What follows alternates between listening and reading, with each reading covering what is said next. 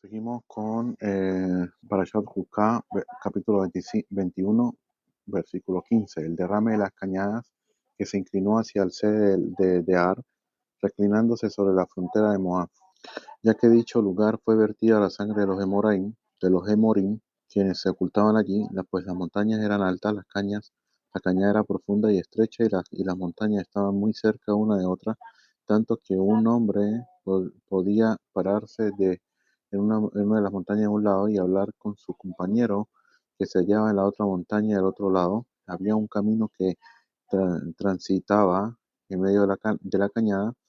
Los Emorim dijeron: cuando los israelitas se adentren dentro de la cañada para pasar en medio de la cordillera de montañas, saldremos de las cuevas que están en las montañas por encima de ellos y los mataremos con flechas y piedras lanzadas por catapultas. Las hendiduras de la montaña estaban en el lado de Moab y en la montaña del lado de los Emorim, opuestas a dichas hendiduras.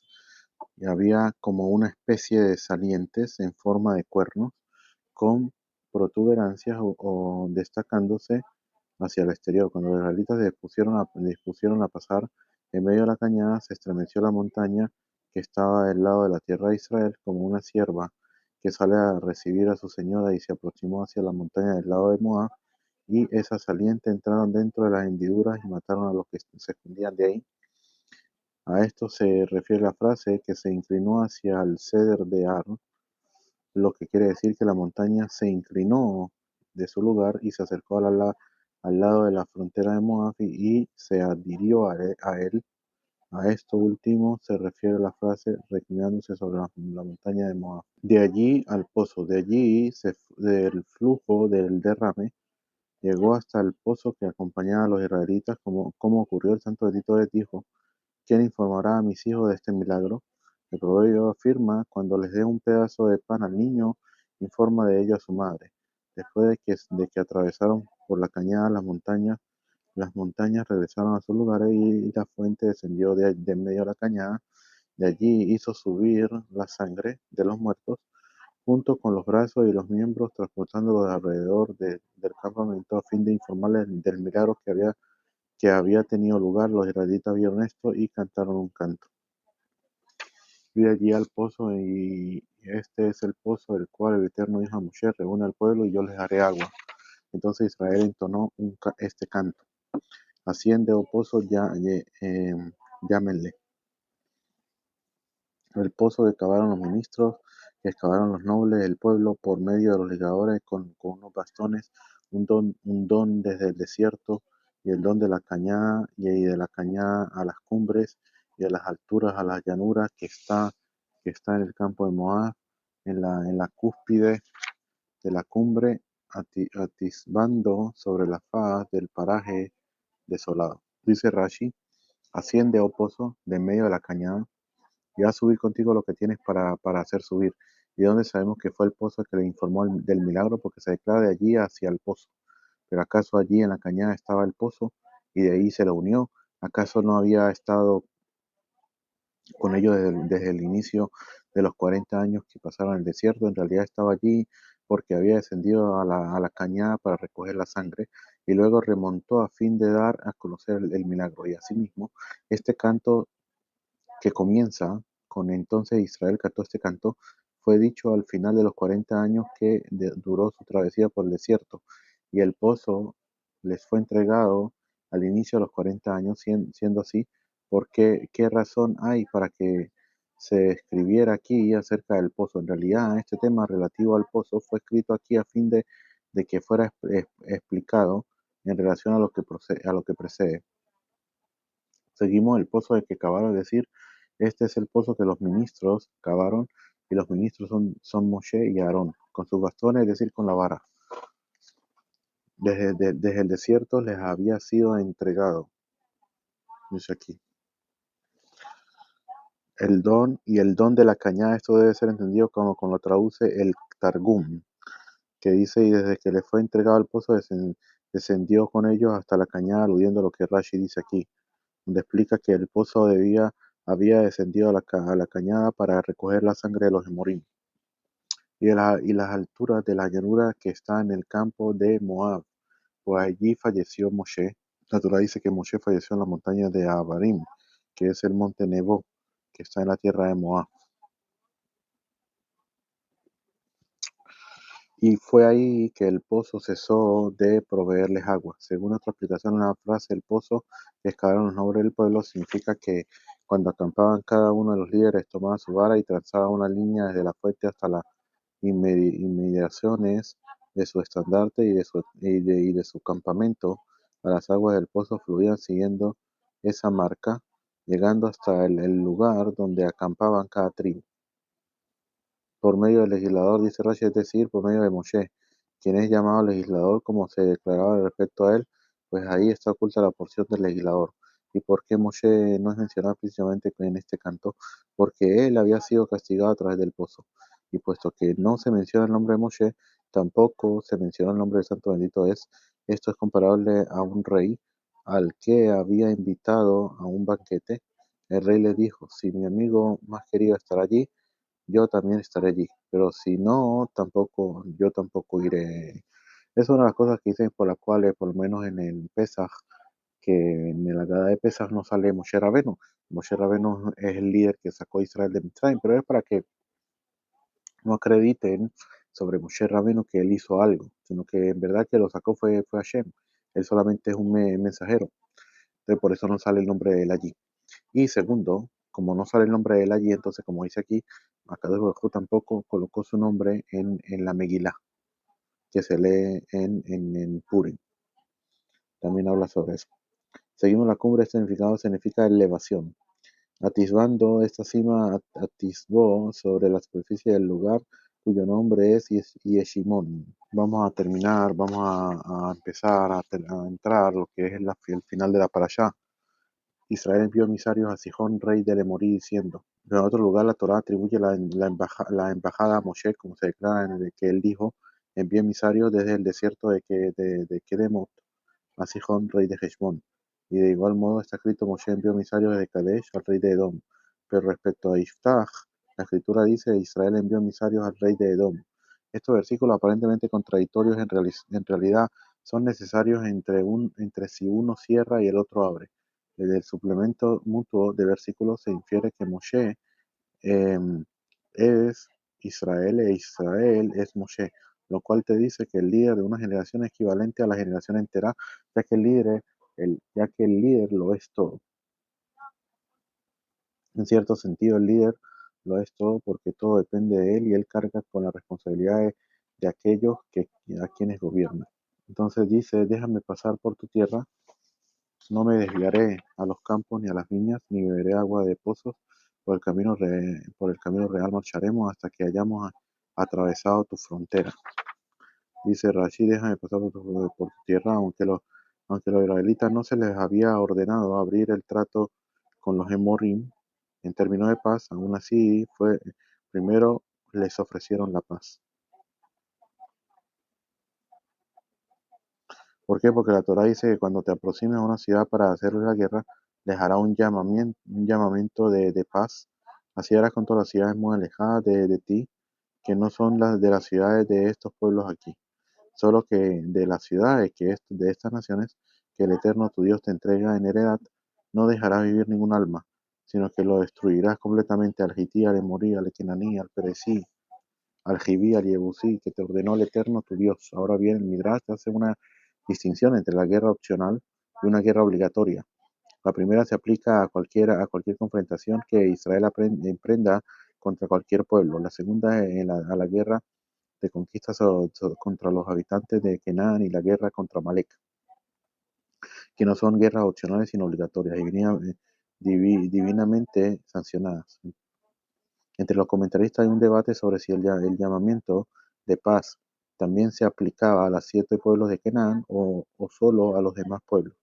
En este caso, en todo caso, aunque también hay un debate acerca de si Heshbón era considerado parte de los pueblos cananí, Dios había dicho a Israel: mira, yo he entregado en tus manos a Sihón, rey de Heshbón el Emori, así como a su tierra. Comienza a tomar posesión de ella y provócalo a la guerra Por consiguiente, aun si no eran considerados como un pueblo graní, Dios expresamente les permitió hacer la guerra incluso si primero ofrecerles condiciones de paz. Seguimos, pero Sihón no permitió a Israel pasar por su frontera, sino que Sihón reunió a todo su pueblo y salió al encuentro de Israel al desierto, llegó a Yahaz e hizo la guerra a Israel. Israel lo abatió a espada y se apoderó de su tierra, desde Arnón hasta Yabok, hasta los hijos de Amón, pues poderosa era la frontera de los hijos de Amón. Israel tomó todas las ciudades, e Israel se asentó en todas las ciudades del Emorí, en Heshbón, en todas sus aldeas, pues Heshbón era la ciudad de Sihón, el rey del Emorí, y éste había hecho la guerra al primer rey de Moab, tomando toda su tierra de mano de él hasta Arnón. Acerca de eso decían los que hablan en parábolas: vengan a Heshbón, que sea edificada y establecida la ciudad para Sihón. Pues un fuego salió de Heshbón, una flama de la capital de Sihón, consumió a Ar de Moab, los amos de las cumbres de Arnón. Vamos a ver hasta aquí porque hay bastante de qué hablar. Vamos a ver qué nos dicen. Dice, pero Sihón no permitió, puesto que todos los reyes de Canaán pagaban tributo a Sihón para que él los protegiera, guardándoles la frontera a fin de que los ejércitos extraños no los invadieran. Cuando los israelitas le dijeron, permítenos pasar por tu tierra, él le dijo, todo el propósito de mi estadía aquí es solo para protegerlo de ustedes. Y ustedes me dicen me dicen esto, sale al encuentro de Israel. Incluso si la ciudad de Heshbón hubiera estado llena de gente tan ínfima como mosquitos, aún así ningún ser hubiera podido conquistarla. E incluso si su rey Sihón hubiera habitado en una aldea débil, aún así ningún ser humano lo hubiera podido conquistar, con mayor razón que nadie podía vencerlo, siendo que estaba en Heshbón. El santo bendito dijo, ¿por qué he de molestar a mis hijos con todo esto? Poner sitio a cada ciudad. ¿Qué fue lo que Dios hizo? Hizo que todos los varones aguerridos decidieran salir de las ciudades, reuniéndose en un solo lugar. Allí fue que cayeron, y de allí los israelitas fueron a las ciudades sin que nadie les opusiera resistencia, ya que no habían allí varones, sino solo mujeres y niños. Si Sihón tenía miedo de un ataque por parte de Israel, lo lógico hubiera sido que concentrase su ejército en una ciudad para defenderla del ataque. No parece estratégicamente lógico que saliera al encuentro de Israel con todo su ejército, dejando las ciudades protegidas. Por ello, Rashi explica que Dios provocó esto para evitar que Israel se molestase en asediar la ciudad. Seguimos, pues poderosa era. Israel abatió a Jerusalén y dijo porque poderosa era. ¿Y en qué consistía su poder? En el poder de la advertencia del Santo Bendito es, quien había dicho a los israelitas no lo hostiguen. Rashi explica que se refiere a la fuerza que Amón poseía porque la Torá solo menciona que él era fuerte, pero no dijo lo mismo respecto a Sihón, rey de Heshbón, ni a Og, rey de Bashan. Como esos reinos también eran muy poderosos militarmente, Rashi explica que aquí la fuerza de Arnón residía en el plan de Dios. Respecto a los dos pueblos antiguos, Dios advirtió que, a Israel que los molestase, Moab y Amón. ¿Qué? Devarim 2:9, Dios dijo a Israel, no aflijas a Moab ni hostigues a la guerra, pues yo te daré la heredad de la tierra, ya que los descendientes de Lot entregué a Ar como heredad. Y ahí mismo en ese versículo tú atravesarás hoy la frontera de Moab hasta Ar y te acercarás frente a los hijos de Amón. No los aflijarás ni los hostigarás, pues yo no te daré heredad de la tierra de los hijos de Amón, ya que a los descendientes de Lot los entregaré como heredad. Tanto Moab como Amón descendían de Lot, sobrino de Abraham. Israel tomó todas las ciudades, e Israel se asentó en todas las ciudades del Emorí, en Heshbón, que, como dijimos anteriormente, sus aldeas, se refiere a las aldeas adyacentes en la ciudad de Heshbón. Este había hecho la guerra. ¿Por qué era necesario describir esto? Puesto que se declara que Dios advirtió a Israel, no hostiguen a Moab, y Heshbón había pertenecido a Moab. La Torá nos escribe que Sihón la había capturado de los Moabim, y por medio de ello se volvió permitida para que Israel la atacase. De su mano, es decir, de su posesión. Acerca de eso, es decir, acerca de esa guerra en la que Sihón peleó contra Moab. Decían los que hablan en parábola, uno de los cuales era Bilam, de quien se declara tomó su parábola. Los que hablan en parábola se refieren a Bilam y a su padre Beor. Ellos dijeron lo siguiente: vengan a Heshbón, ya que Sihón no había podido conquistarla por sus propios medios, por lo que fue y contrató a Bilam para que los maldijese. Y esto se refiere a lo que Balac le dijo: pues yo sé que a quien bendiga será bendito y a quien maldiga será maldito.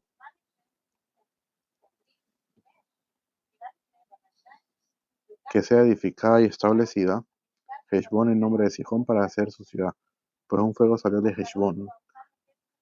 Bien.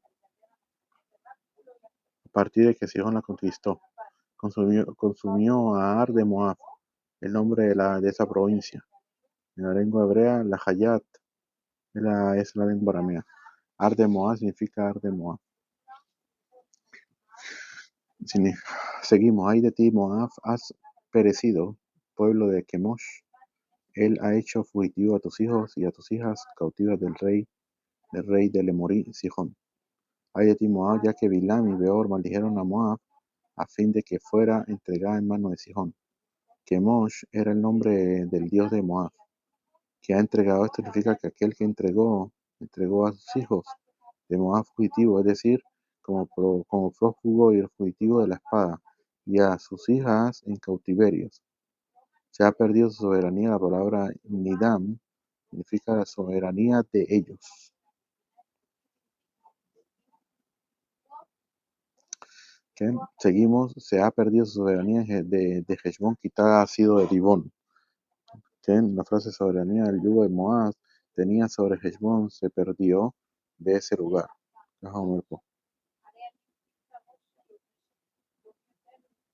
Se ha perdido su soberanía de Heshbón, quitada ha sido de Dibón. Hemos desolado hasta Nofaj, que llega hasta Medeba. Hemos desolado, dice aquí, la hemos desolado. Seguimos la última parte de la parashá. Israel se sentó en la tierra del Emorí y Moshe envió para espiar a Yaser, y conquistaron sus aldeas y expulsaron al Emorí que estaba allí. Se dieron vuelta y subieron por el camino de Bashán, y Og, rey de Bashán, salió a su encuentro. Dice: Moshe envió para espiar a Yaser, y los espías mismos lo capturaron. Como indica la siguiente frase: ellos se dijeron: no seremos como los primeros espías, ya que tenemos confianza en el poder de la oración de Moshe para hacer la guerra. Y el Eterno y el rey de Bashán salió al encuentro, él y todo su pueblo, para la guerra en Edrei. El Eterno dijo a Moshe: no le tengas miedo, pues en tu mano he entregado a él y a todo su pueblo y a toda su tierra, y le harás lo mismo que le hiciste a Sihón, rey de Emorí, que residía en Heshbón. Abatieron a él y a todos a todos sus hijos y a todo su pueblo hasta no quedar ningún sobreviviente, y se apoderaron de su tierra. De por sí, podemos preguntar de que dice que no le tengas miedo. Pues Moshe tenía miedo de hacer la guerra, ya que quizás se levantaría para protegerlo del mérito de Abraham, a quien Og había hecho un favor.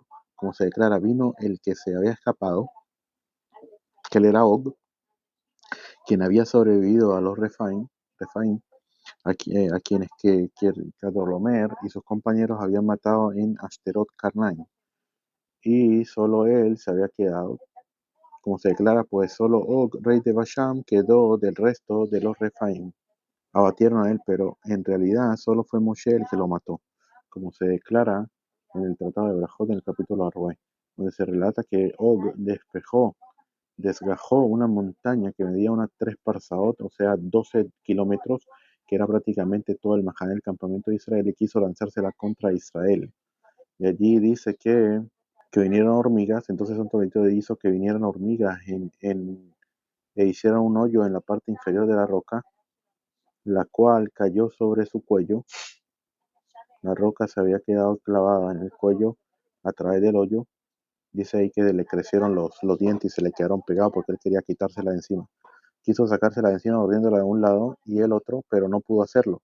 A esto se refiere a lo que el versículo: tú has roto los dientes de los malvados. Y Moshe ¿Cuánto medía? 10 codos, 5 metros. Tomó una hacha que medía 10 codos y soltó 10 codos. Saltó. Agarró una hacha de 5 metros, de 5, ¿qué? Un codo, 5, algo así, sí, 5 metros. Y saltó 5 metros, hiriendo a Og en el tobillo y matándole. ¿Cómo se mató? A raíz de que le dio en el tobillo, él se cayó y cuando se cayó por ser tan alto, tan grande, automáticamente murió. Eso fue lo que sucedió. Aquí vemos que él le tenía miedo. ¿Por qué le tenía miedo? En verdad también, como la Arizal dice, de que dentro de Og había también Nitzotze Kadosh, que habían chispas de santidad dentro de él, que era un alma de un Tana, que él tenía también. Y a eso fue lo que Moshe le temió. Dios, si yo lo mato ahorita, puede ser de que ese Tana no salga, no quede con vida. Y por eso fue que no lo mató. Y por eso era que él no quería matarlo, prácticamente. Y tenía miedo por eso. Entonces a Kadosh Baruj Hu le dice, no le temas, porque dice, como le dice, como le dijo, no le tengas miedo, pues en tu mano he entregado a él. O sea, a él quiere decir, en el Pshat hablando de Og, pero de adentro te he entregado esa alma que está dentro de él. Para terminar ese capítulo 22, los hijos de Israel emprendieron el viaje y acamparon en las planicies de Moab, al otro lado de Yardén, frente a Jericó. Con esto hemos terminado la parashá de Jucat, una parashá bastante larga, que tiene bastante de qué hablar, y para que empecemos lo que es la parashá de Balak Besat Hashem. Que tengamos buen día.